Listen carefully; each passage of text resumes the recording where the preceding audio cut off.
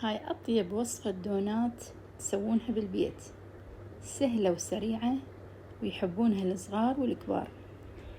شوفوها شلون قطنية وما تتشرب بالزيت، تقدرون تحشونها بأي صوص انتو تحبوه. تابعوا الفيديو للنهاية، لا تنسوني باللايك والاشتراك. نقول بسم الله الرحمن الرحيم. هنا عندي 3 أكواب طحين، 2 بيضات، كوب حليب،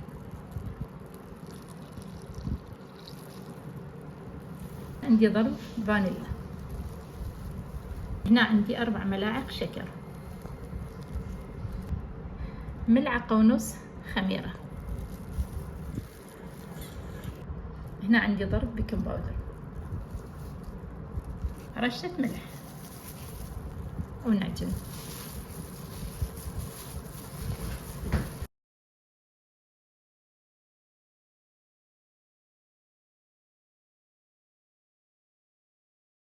قطعة زبد،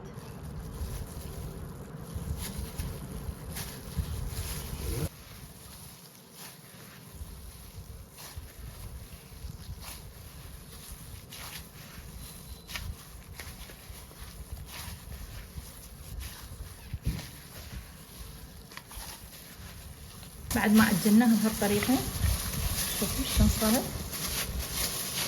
نتركها تختمر، نغطيها ونتركها لا تختمر.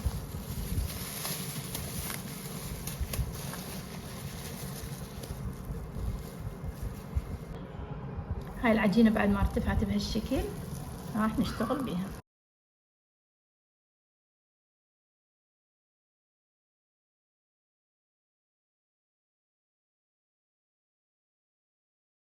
هسه نقطع العجين،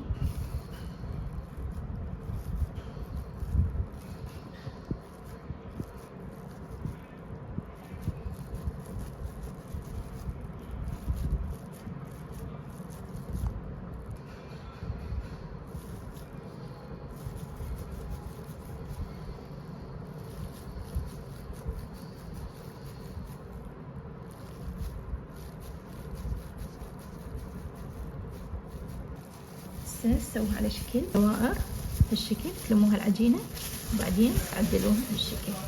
بعد ما تركتها ساعة كاملة شوف شلون انتفخت، تجون دهن غزير بطاوة وتذبوها.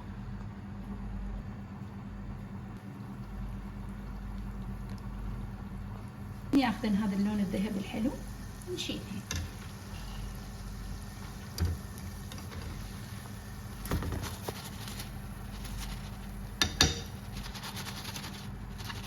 بعد ما كملتهن راح اجي احشيهن.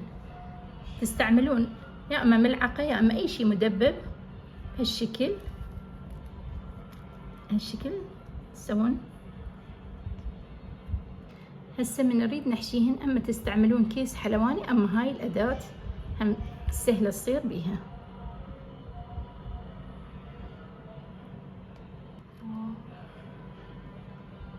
هنا عندي الصوص الثاني راح احشي بيه.